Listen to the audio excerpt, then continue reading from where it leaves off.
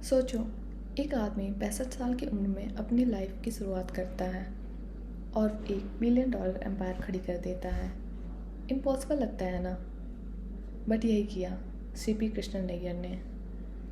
एक freedom fighter, एक textile businessman और फिर इंडिया के सबसे लग्जरियस होटल एम्पायर की creator. But the shocking part, उनका हॉस्पिटैलिटी इंडस्ट्री से कोई लेना देना नहीं था।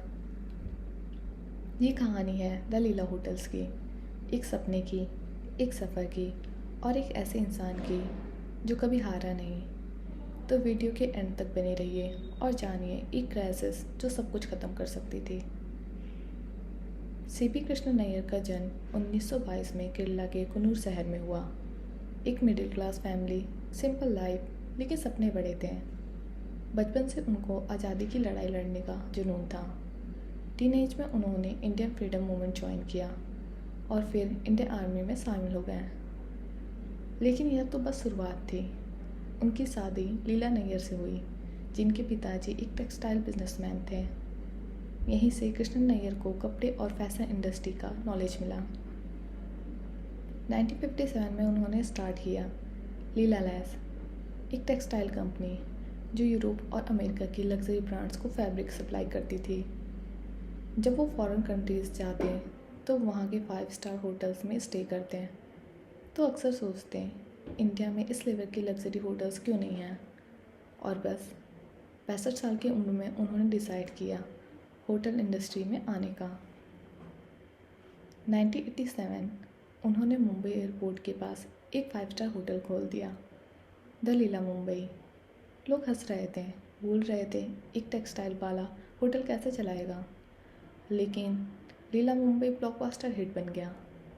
फिर उन्होंने डिसाइड किया अब सिर्फ होटल नहीं, पैलेसेस बनाएंगे। 1991 में द लीला गोवा, इंडिया का बेस्ट बीच रेस्टोरेंट। 2001 में द लीला पैलेस बेंगलोर, जो मैसूर और विजयनगर पैलेसेस से इंस्पायर्ड था। 2009 में द लीला पैलेस उदयपुर, जो लेक पिंचोला के साथ एक फेरी टेल जैसा दिखता था। और 2011 में the Leela palace new Delhi. The Leela बन चुका था इंडिया का मोस्ट लग्जरियस होटल ब्रांड। लेकिन बड़ी ड्रीम बड़े रिस्क भी लाते हैं। तो जैसे मैंने कहा था, एक क्राइसिस जो सब कुछ ख़त्म कर सकती थी। As we know, luxury hotels के कॉस्ट बहुत ज़्यादा होते हैं। 2015 तक द लीला 6,500 करोड़ के कर्जे में था।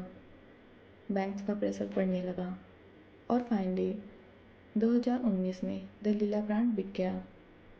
ब्रोकफील्ड एसेट मैनेजमेंट ने 3,950 करोड़ में द लीला को एक्वायर किया। नियर फैमिली के लिए यह सबसे बड़ा लॉस था। एक सपना बिक गया, लेकिन उसकी कहानी ख़त्म नहीं हुई। For many it felt like the end of an era. पर क्या सच में ये अंत था? नहीं, because under new ownership the Leela ने एक शानदार कमबैक किया। Brookfield did not just buy the Leela, उन्होंने लीला को दोबारा जिंदा किया। आज लीला के 12 होटल्स हैं, बट जब ब्रोकफील्ड ने इसे एक्वायर किया था तो सिर्फ 8 होटल्स ही थे। 2023 में द लीला को 12 प्लस लेजेस ने world third best hotel brand rank दिया।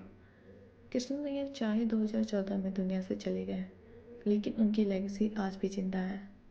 एक आर्मी ऑफिसर जो बिजनेसमैन बना, जो 65 साल की उम्र में नया करियर स्टार्ट करने की हिम्मत रखता था।